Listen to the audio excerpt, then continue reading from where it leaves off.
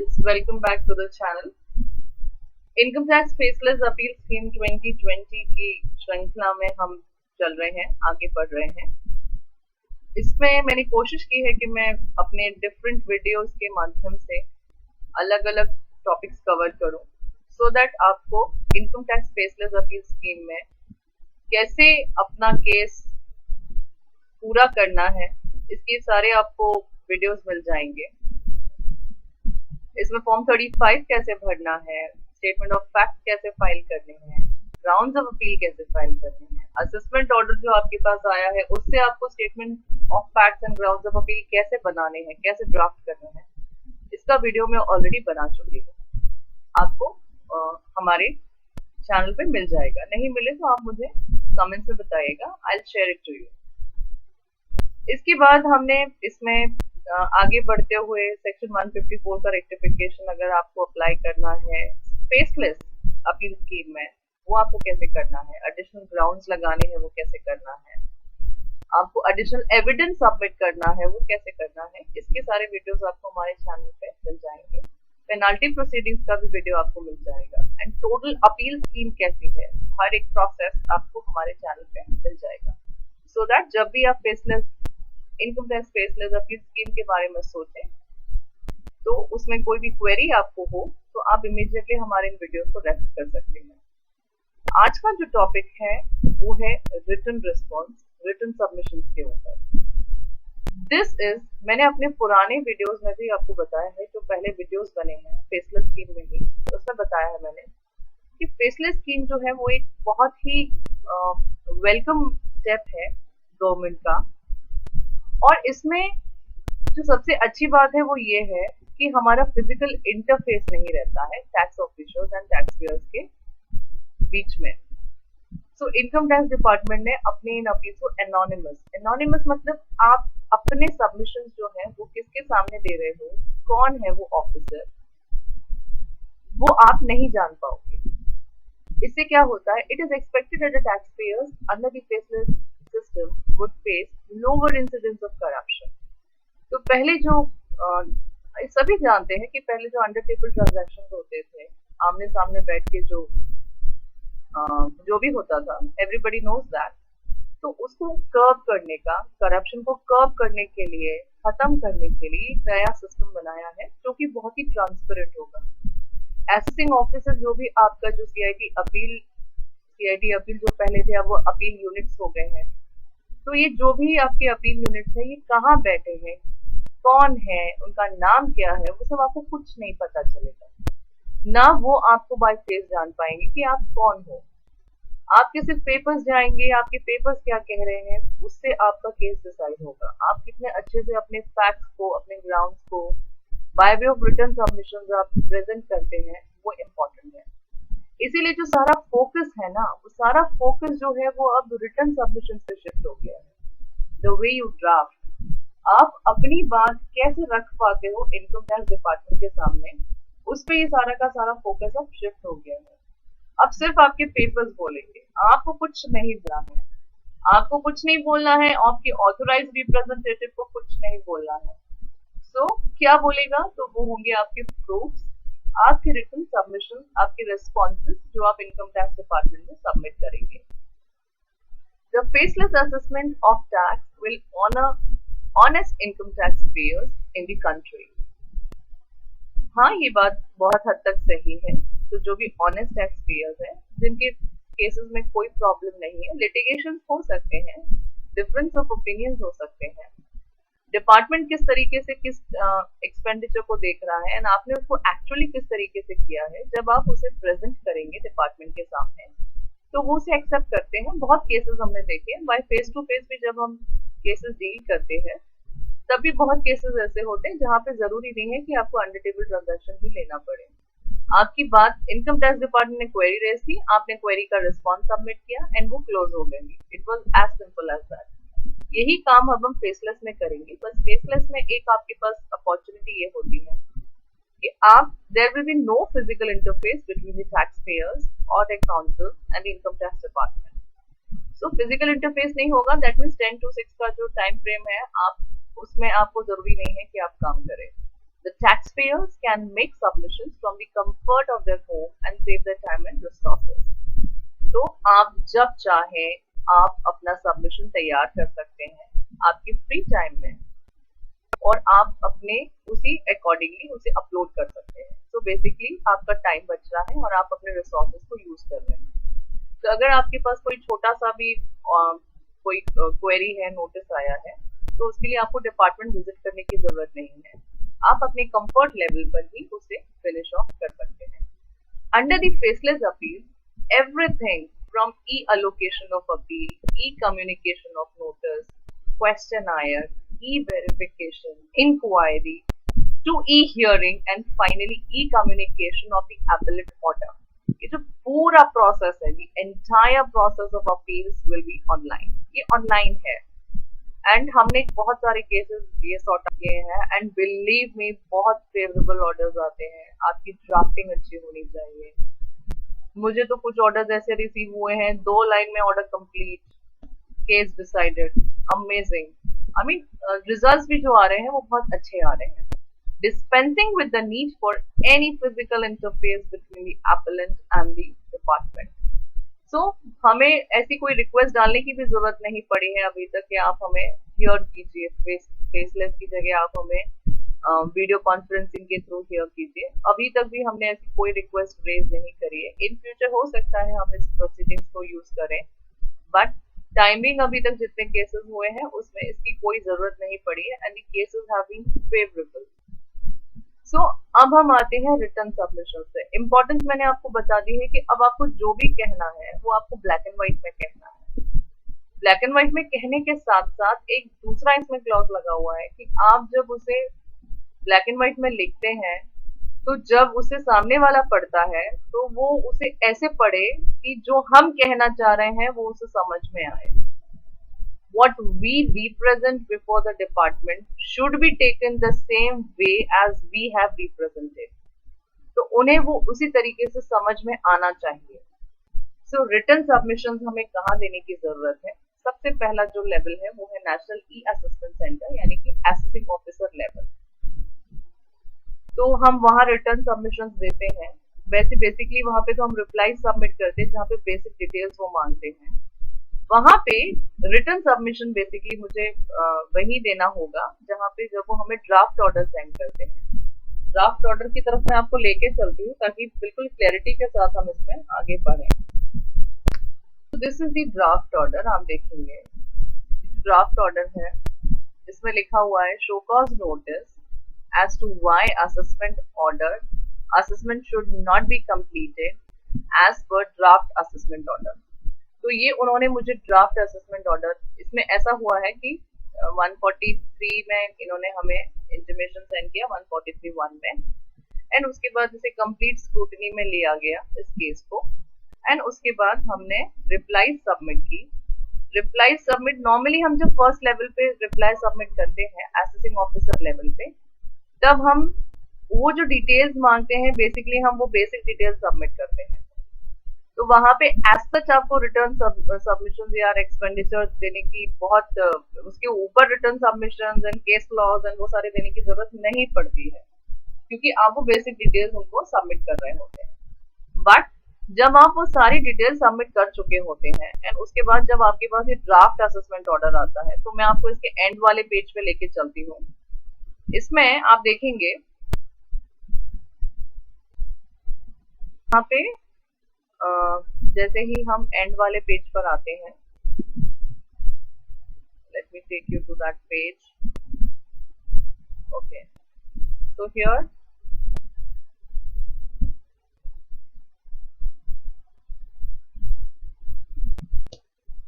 so this is the last page. Assessed under section 143(3) of the act on a total income of whatsoever, issue demand notice and challan after giving credit to prepaid taxes. Tax and interest calculations are as per ITNS 150, which is part of this order. Initiate penalty notice under section 270A of the act. Penalty proceedings पे initiate करने की बात की है. You are hereby given an opportunity. This is important. तो जो मैं return submission की बात कर रही थी, तो हम यहाँ पे वो सबमिशन दे सकते हैं. बिकॉज अब हमें, अगर हमने इनकी कोई भी एडिशन में कोई क्वेरी है या कोई चीज उन्होंने ऐसे लिखी, जैसे इस ऑर्डर में उन्होंने एक जगह पे लिखा है कि आपने डिटेल दी नहीं है, तो वहां पे मैं दे सकती हूँ। एंड एक इसमें एक पॉइंट में इन्होंने मेंशन किया हुआ है कि ये आपका एक्सपेंडिचर अलाउबल नहीं है क्योंकि इसमें कैश एलिमेंट है। तो मैं उसको यहाँ पे एक्सप्लेन कर सकती हूँ। उसको एक्सप्लेन करने के लिए हमें रिटर्न रिस्पॉन्स या रिटर्न सबमिशन की जरूरत पड़ेगी। So let me read out to this. You are hereby given an opportunity to show cause why the assessment should not be completed as per the draft assessment order.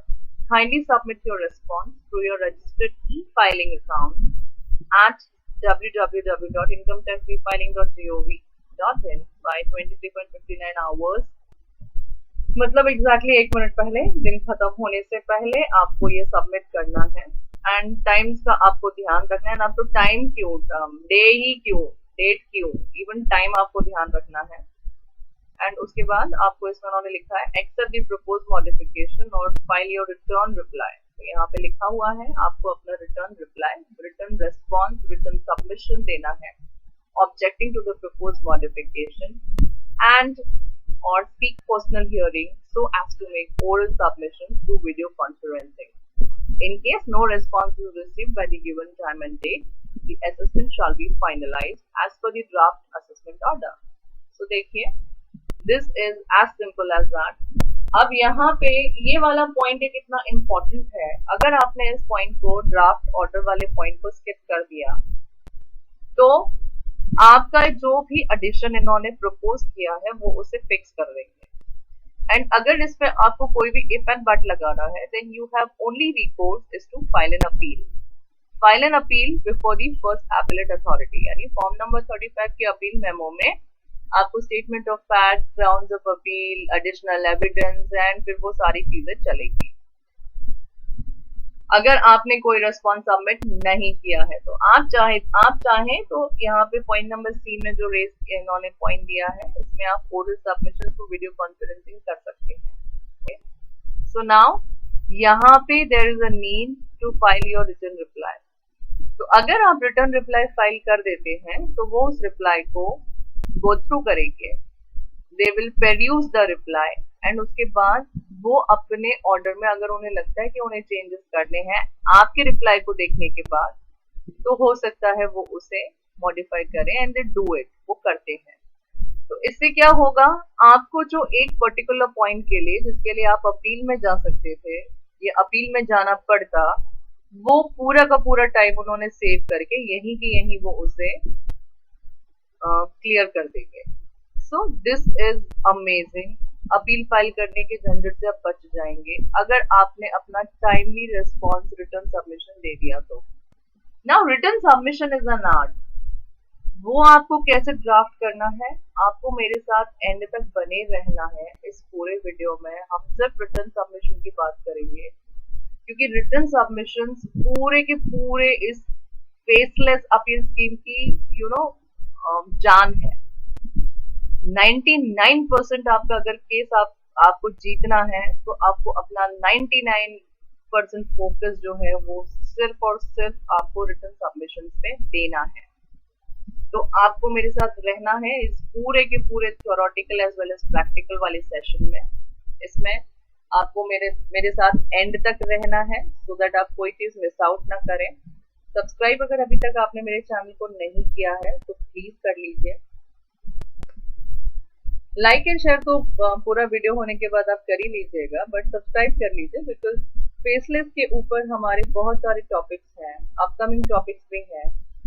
Because जैसे जैसे हम practical चीजों को realize करते हैं, we always try to share it with the viewers so that उनको भी उसका बेनिफिट मिल सके। किसी के एक्सपीरियंस को देखकर अगर आप उसका बेनिफिट ले तो ये एक अच्छी चीज है, rather than you experiencing and having better experiences. तो इसीलिए मेरा ये मानना है कि अगर आपने कोई चीज अच्छी की है, अच्छे से फेस की है, then you should let the people at large know. So यहाँ पे हम रिटर्न सबमिशन की बात कर रहे हैं before the national e assessment centre. जो मैंने अभी ऑर्डर बताया था वो NEAC का ही था। एंड उसमें जो लास्ट में उन्होंने दिया है कि आप एक रिटर्न रिस्पॉन्स भी सबमिट कर सकते हैं, तो कैसे करेंगे वो मैं आपको बताऊंगी। एंड दूसरा जो रिटर्न सबमिशन जो कि हम मैक्सिमम केसेस में अभी तक वही करते आ रहे थे, वो representation before the appeal unit as allotted by the national faceless assessment centre. तो हम सीआईटी अपील के सामने पहले अपील करते थे, अब वही CIT appeal is in the form of appeal unit in this faceless appeal scheme. तो अब हम हमारे ड्राफ्टिंग ऑफ रिटर्न सबमिशंस वाले पॉइंट्स में आ गए हैं। Points to note to start with, आपको वो सबमिट कैसे करना है रिटर्न रेस्पॉन्स, एक बार मैं आपको उस वाले भी इनकम टैक्स के पोर्टल पे लेके चलती हूँ, सो दैट हम एक साथ इन चीजों को क्लियर करते चले, थ्योरी के साथ साथ प्रैक्टिकल भी करते हुए चले। सो मैंने लॉग इन कर लिया है अपना अकाउंट इनकम टैक्स के वेब पोर्टल पे, एंड यहाँ आप देखेंगे आपको यहाँ पे वर्क लिस्ट में जाना है। वर्क लिस्ट के मेन्यू में इसमें फॉर योर एक्शन वाला टैब है, जहाँ पर आप, ये बहुत नॉर्मल चीज है, नॉर्मली हम इसको, मैं बहुत बार अपने वीडियोस में बता चुकी हूँ आपको रिप्लाई कैसे सबमिट करना है, रिस्पॉन्स कैसे सबमिट करना है। एंड इसमें ई असेसमेंट प्रोसीडिंग्स वाला जो ऑप्शन है, क्योंकि एनी एसी का ऑर्डर है तो ये हम ई असेसमेंट प्रोसीडिंग्स पर ही रहेंगे, तो उसमें मैंने इसे क्लिक कर लिया है। इसमें आपको जाना है, एंटर होना है, एंड उसके बाद ये जो मेरा असेसमेंट प्रोसीडिंग्स है, इसमें एक क्लोजर ऑर्डर आ चुका है मुझे, तो मैं इसके अंदर जाऊंगी। एंड यहाँ पे ये सीरीज ऑफ कम्युनिकेशन आप देखेंगे, प्रोसीडिंग नेम जो है असेसमेंट प्रोसीडिंग अंडर सेक्शन 143, इसमें आप देखेंगे कि यहाँ पे जो हम जिस ऑर्डर के अगेंस्ट हमें जो सबमिट करना था, वो show cause notice for proceedings under section 143(3) of income tax act. यहाँ पे आपको अपना रिप्लाई जो है यहाँ पे सबमिट करना है। अभी ये ऑप्शन अवेलेबल नहीं है मेरे पास, ये रिस्पॉन्स को यहाँ पे सबमिट करने का ऑप्शन था पहले, अभी नहीं है क्योंकि मैंने इसके अगेंस्ट में अपील फाइल कर दी है। अपील फाइल करने की वजह से मेरा यहाँ से ये जा चुका है। बट अगर आपके पास ये शो कॉज नोटिस आया था, एसएससी ने किसी तरीके से ये नोटिस मिस कर दिया, इस नोटिस को मिस करने की वजह से हमें अपील में जाना पड़ा, तो इसीलिए फिर हमने इसमें अपील फाइल की है। अपील भी फाइल कब की है वो भी मैं आपको एक बार बता देती हूँ।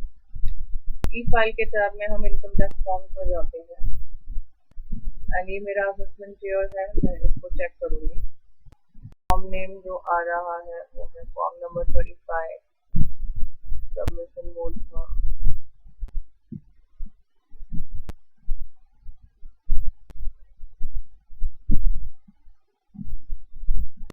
View E file returns and forms में हम जाएंगे, यहाँ पे हम ऑप्शन सेलेक्ट करेंगे, इनकम टैक्स रिटर्न्स नहीं, अदर फॉर्म्स वाला ऑप्शन सेलेक्ट करेंगे एंड सबमिट करेंगे।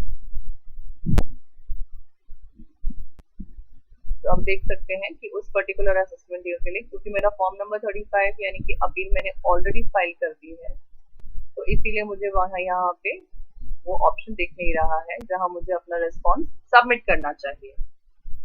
तो आप अपना रिस्पॉन्स टाइमली सबमिट कीजिए। आपको ध्यान रखना है कि आपको इस वेबसाइट पे अपने प्रोफाइल में जाके वो सारी डिटेल्स अपडेट करनी है जो लेटेस्ट आपकी है। लेटेस्ट वाला ईमेल आईडी अपडेट कीजिए, लेटेस्ट वाला फोन नंबर अपडेट कीजिए, सो दैट आपके पास जब भी कोई मैसेज आता है, एसएमएस आता है, ईमेल आता है, तो आप उसे मिस ना करें, क्योंकि मिस करने की वजह से मेरे इस केस में ये मिस हो गया था, इस वजह से मुझे अपील में जाना पड़ा, तो आपको इसका ध्यान रखना है। So coming back to the topic, drafting of written submissions, points to note to start with. अब मैं जो आपको अब आगे जो भी हम स्लाइड्स पे बात करेंगे वो बहुत ही इम्पोर्टेंट है, क्योंकि अब मुझे रिटर्न सबमिशंस कैसे बनाने हैं हम उसके ऊपर बात करेंगे। तो सबसे पहले आपको एक कुछ पॉइंट्स याद रखने हैं। इन पॉइंट्स को आपको दिमाग में रखना है ताकि जब हम रिटर्न सबमिशंस बनाएं तो ये सारी चीजें हमारी एक साथ चलें सबमिशंस बनाते समय। Check appeal lies before which authority, मैं आपको इसी लाइन के साथ साथ रिटर्न सबमिशन ड्राफ्ट करना ही बता देती हूँ। मेरे पास सैम्पल रिटर्न सबमिशन, सैम्पल क्यों, मेरे पास ओरिजिनल रिटर्न सबमिशन है जो हमने सबमिट किया है। तो this is my written submission जो मैंने प्रिपेयर किए हैं, एंड इसमें आप देखेंगे जो मेरा पहला पॉइंट था, this is appeal lies, check appeal lies before which authority. तो मेरे केस में जो अपील लिखनी है वो मुझे national faceless appeal centre Delhi के लिए है अपील। अब सारी अपील एनएफएससी को ही डाइवर्ट होंगी।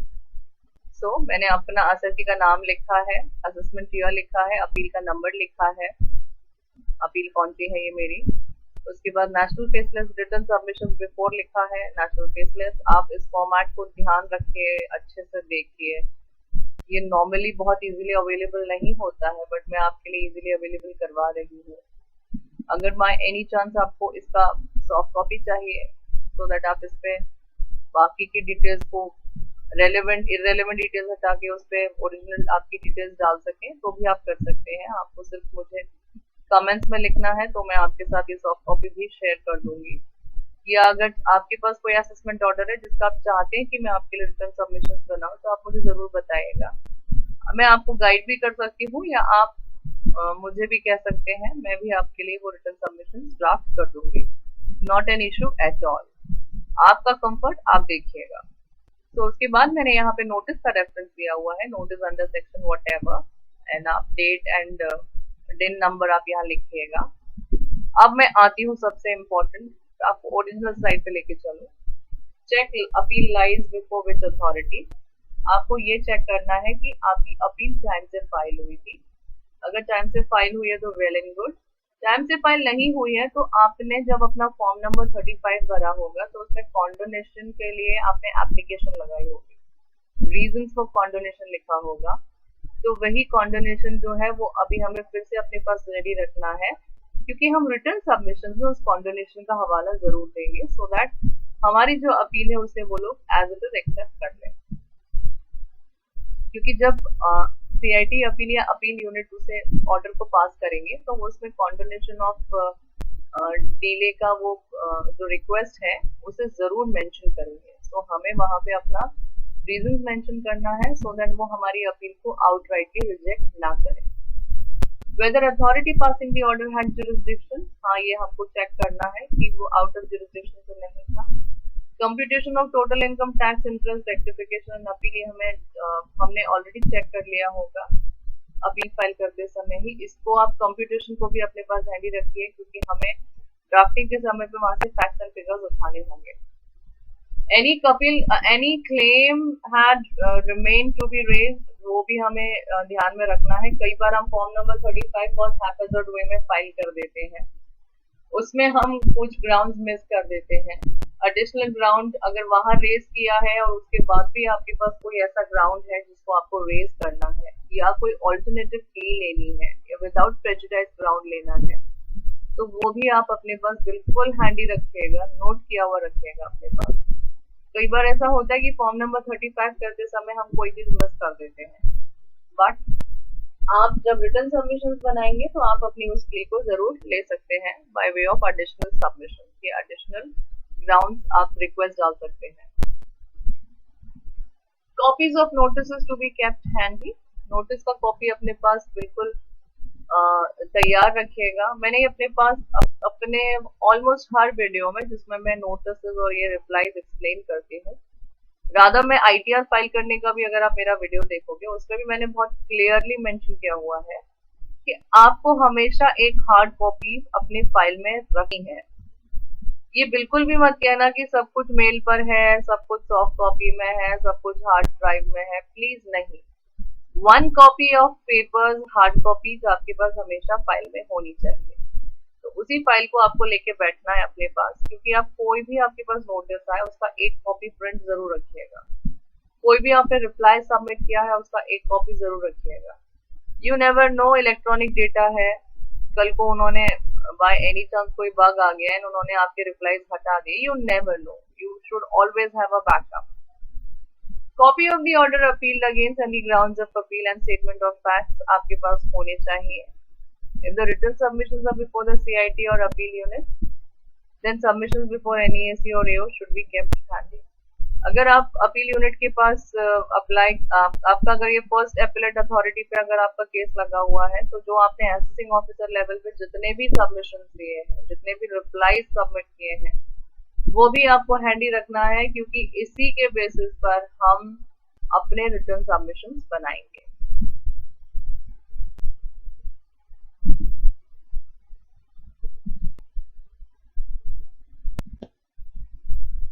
नेक्स्ट पॉइंट हम जो आ रहे हैं, नेक्स्ट जो हमारी स्लाइड है वो है drafting of return submission.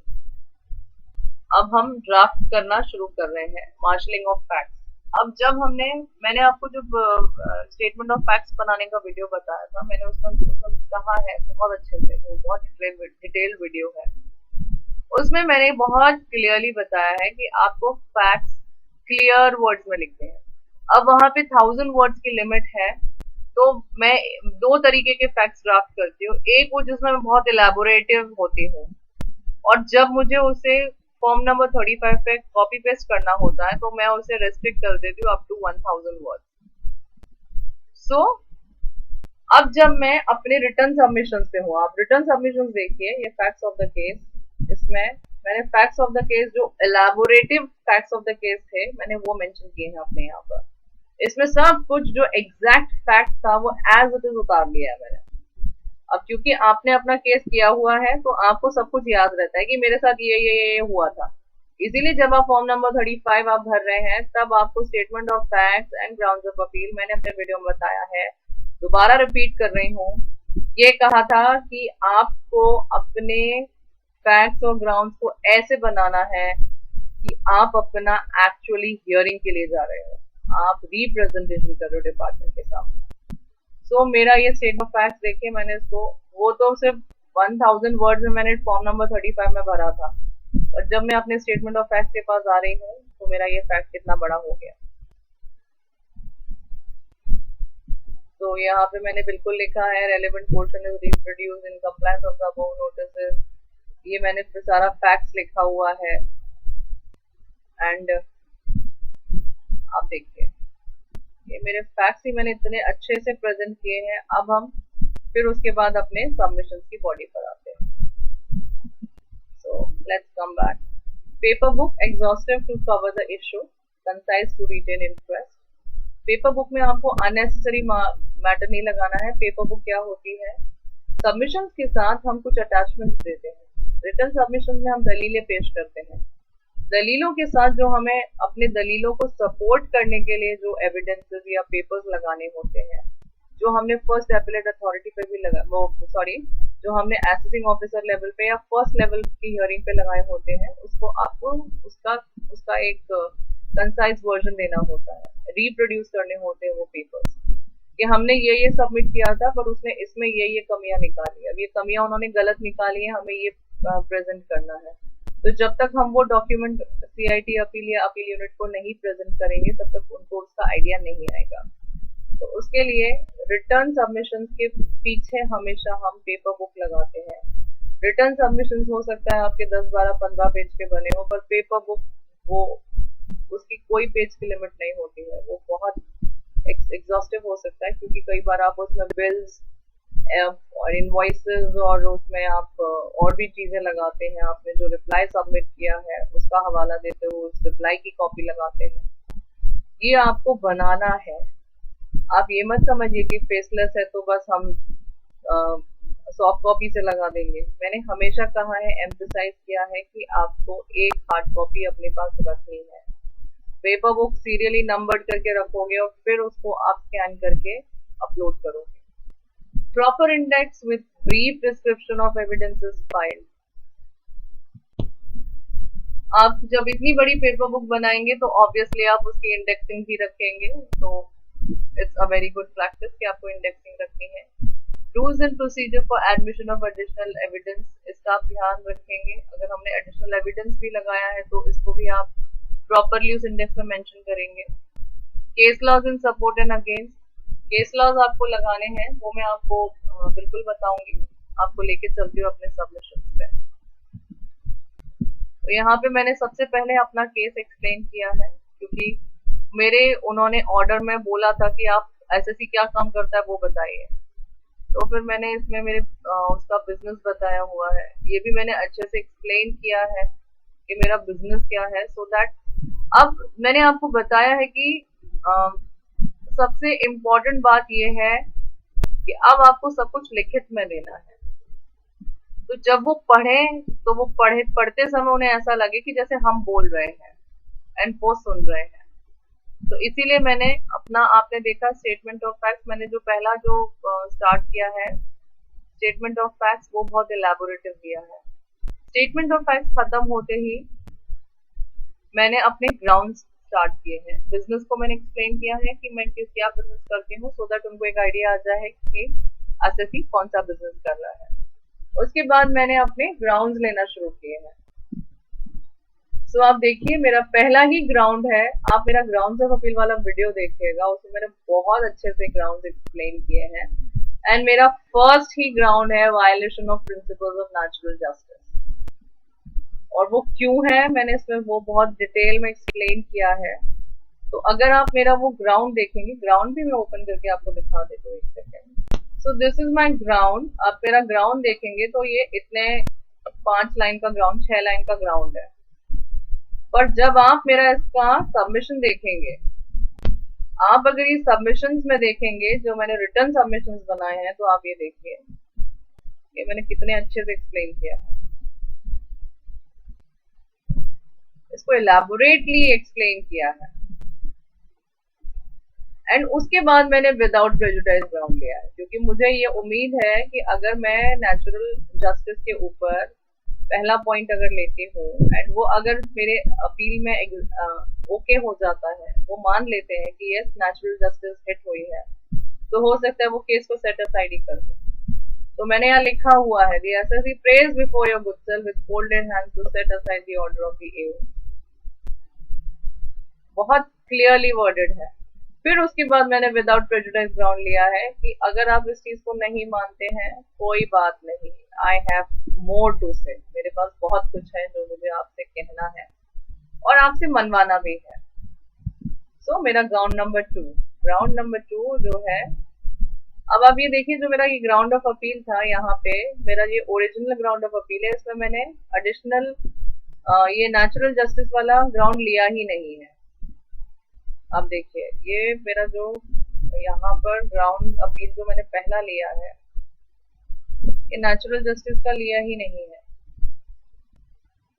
Violation of principles of natural justice. तो ये मेरा एक एडिशनल ग्राउंड है जो मैंने इसमें इनकॉर्पोरेट कर लिया है। एंड मैंने इसको एक्सप्लेन किया है कि ये कैसे मुझ पर अप्लाई होता है। एंड फिर उसके बाद मैं अपने नेक्स्ट ग्राउंड पर आई हूँ।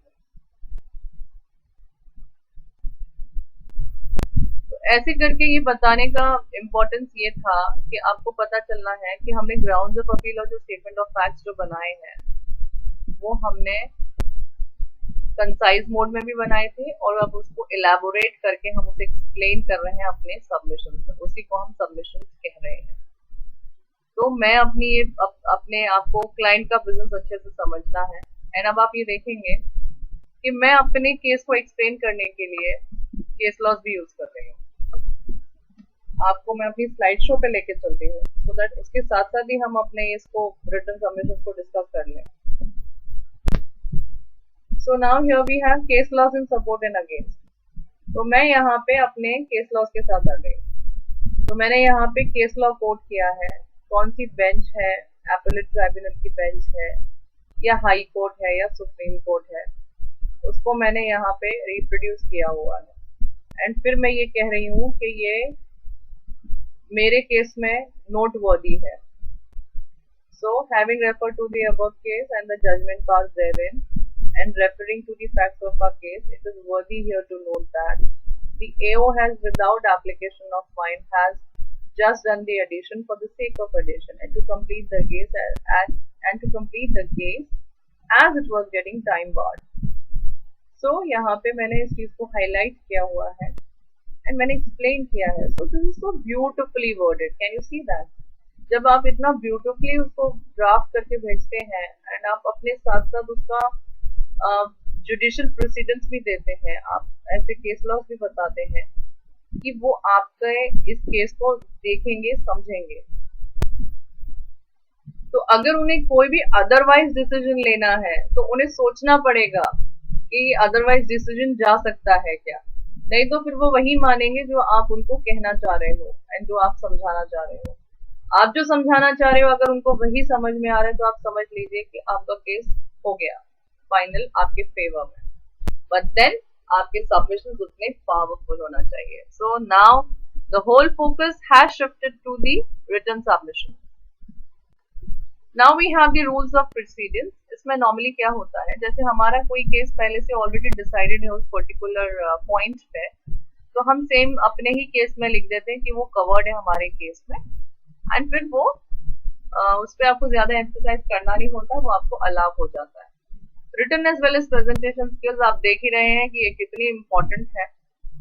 आप मेरे इस ड्राफ्ट को भी देखिए, कितना ब्यूटीफुली मैंने इसको ड्राफ्ट किया हुआ है, वेल प्रेजेंटेड भी है। आप पढ़ेंगे तो आपको ऐसा नहीं लगेगा कि मैं क्या मतलब अजीबोगरीब डॉक्यूमेंट पढ़ रहा हूँ। ये बिल्कुल ऐसा जैसे कि कोई हम छपी हुई बुक पढ़ रहे हैं। तो है ना, this is amazing. So this is an art of drafting basically.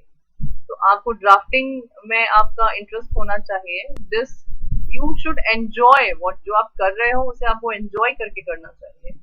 You should believe कि आप जो कर रहे हो वो सही है।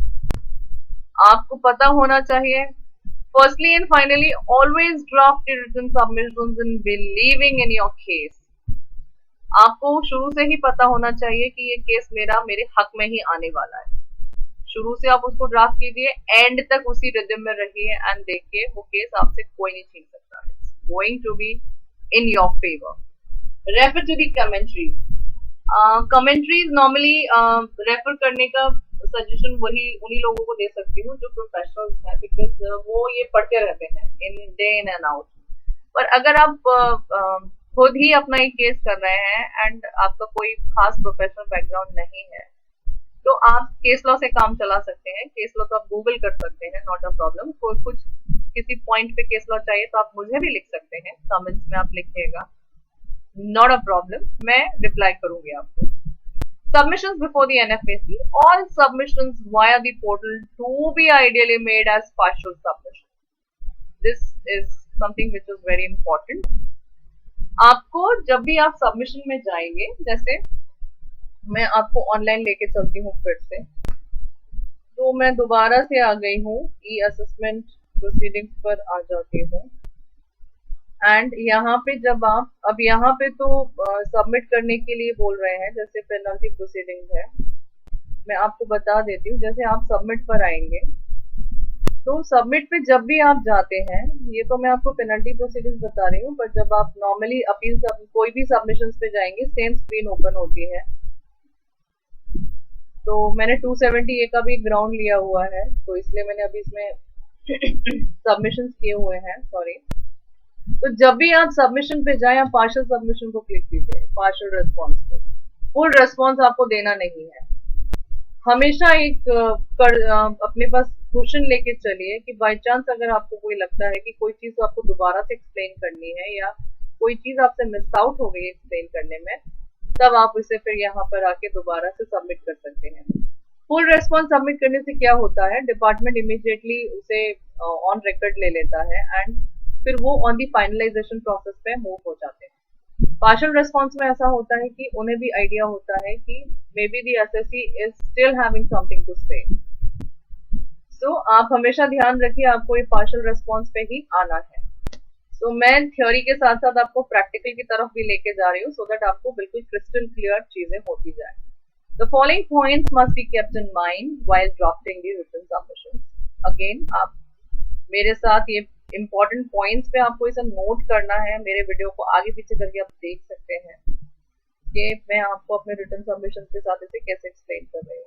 Written submissions must be made in respect of each ground of appeal.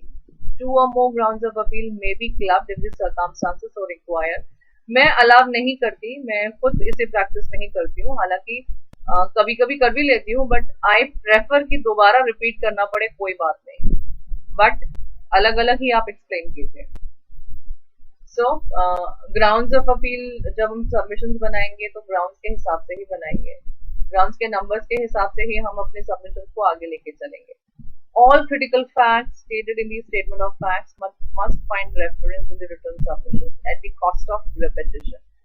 आप सोचेंगे स्टेटमेंट ऑफ फैक्ट्स हम ऑलरेडी सबमिट कर चुके हैं तो दोबारा से क्यों? नहीं, आप रिटर्न सबमिशन जब बनाए तो वो एक कंप्लीट सेट होना चाहिए, उसमें सब कुछ होना चाहिए जो आप कहना चाहते हैं। ऐसा नहीं कि आप स्टेटमेंट ऑफ फैक्ट्स बोले कि स्टेटमेंट ऑफ फैक्ट्स फाइल हो गया है, आप वहां रेफर कीजिए। नो, जब आप return submission, this is an art of presentation. Return submission, grounds of appeal, आप जब शुरू से, जैसे मैंने जो अपना बेसिक इंट्रोडक्शन जो दिया था आपको, जब शुरू में बताया क्लाइंट का नाम, फिर उसमें असेसमेंट किया, फिर उसके बाद हमने सबमिशन की तरफ लेके चलते हो, आपको वो ज्यादा क्लैरिटी देगा।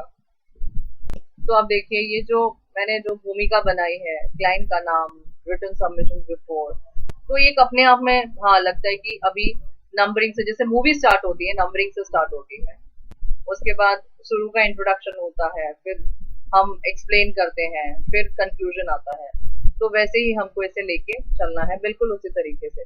तो किसी भी मूवी में अगर एडिट जो होता है, एडिशन वाला जो पार्ट होता है, वो अगर आगे पीछे ढंग से नहीं किया होता है तो हमें उसमें इंटरेस्ट नहीं आता है। बस उसी तरीके से हमें अपने इस वाले चीज को भी लेके चलना है, एडिटिंग वाला पार्ट अमेजिंग होना चाहिए। So we are here back, I will take you back to the slide. All critical facts stated in the statement of facts, आप बेशक रिपीट कर दीजिए फैक्ट्स को, not a problem, but facts होने चाहिए। The commissioner abuses essentially a fact-finding authority. Therefore, the written submissions must make exhaustive reference to the facts of the case. तो आपने देखा है मेरा facts of the case बहुत elaborative था. While referring to the paper book, page number of the paper book must be referred, mentioned.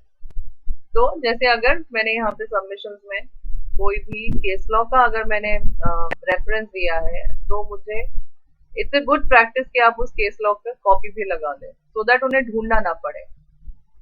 तो मैं paper book, जो केस लॉ की पेपर बुक होती है, वो मैं नॉर्मली अलग से सबमिट करती हूँ, उसका इंडेक्सेशन अलग से होता है, सो दैट केस लॉ अलग हो जाए।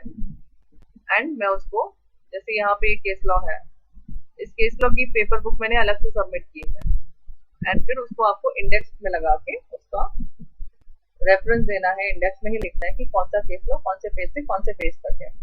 एंड फिर उस केस लॉ को भी आपका जो पॉइंट है, आप हम उसे हाईलाइट कर देते हैं कि आप इस वाले पॉइंट को देखिए, क्योंकि केस लॉज बहुत बड़े बड़े होते हैं, उसमें आपका रेलेवेंट पॉइंट कौन सा है जिसपे आप रिलाई कर रहे हैं, आपको वही हाईलाइट करना है। आप उसको सीरियली नंबर करेंगे, पेपर बुक का इंडेक्स बनाएंगे, इंडेक्स पे आप नंबर्स डालेंगे, सो दैट जो अथॉरिटीज है उन्हें ज्यादा ढूंढना ना पड़े, हम कम टाइम में उनको मैक्सिमम चीजें बताना चाह रहे हैं, एंड वो भी शायद यही चाह रहे हैं।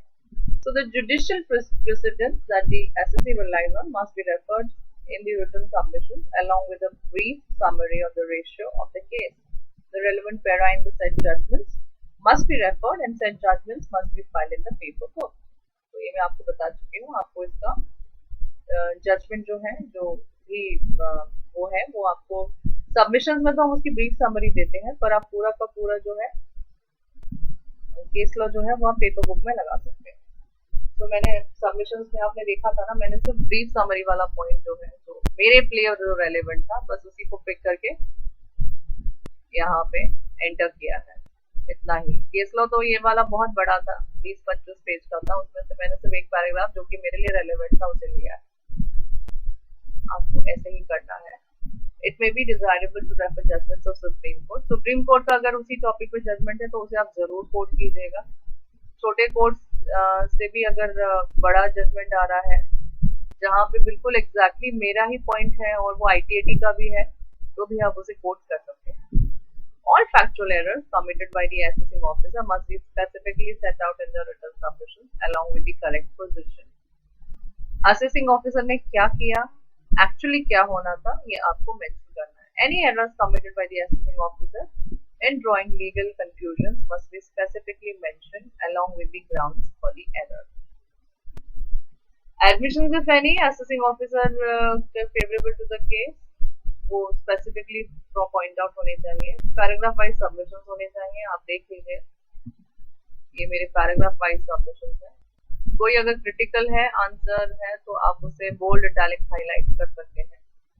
The importance of use of clear, precise and simple language cannot be stressed enough. आप clear language का use कीजिएगा. पेपर बुक में आपको इन चीजों का ध्यान रखना है.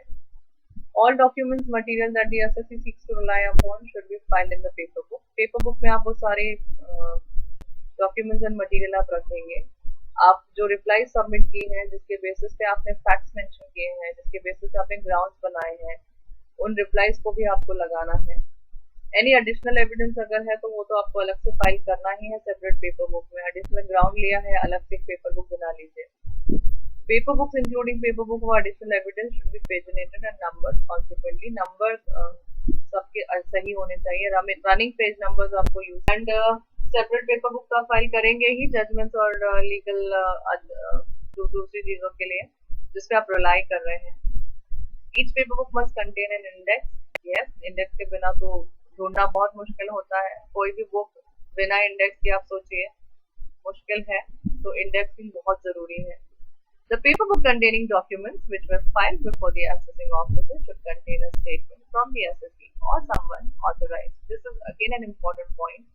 बहुत जरूरी है आपके लिए कि आप जो भी पेपर बुक में जो भी डॉक्यूमेंट सबमिट कर रहे हैं वो आपको मेंशन करना है कि ये सारे डॉक्यूमेंट्स असेसिंग ऑफिसर के रिकॉर्ड पे हैं.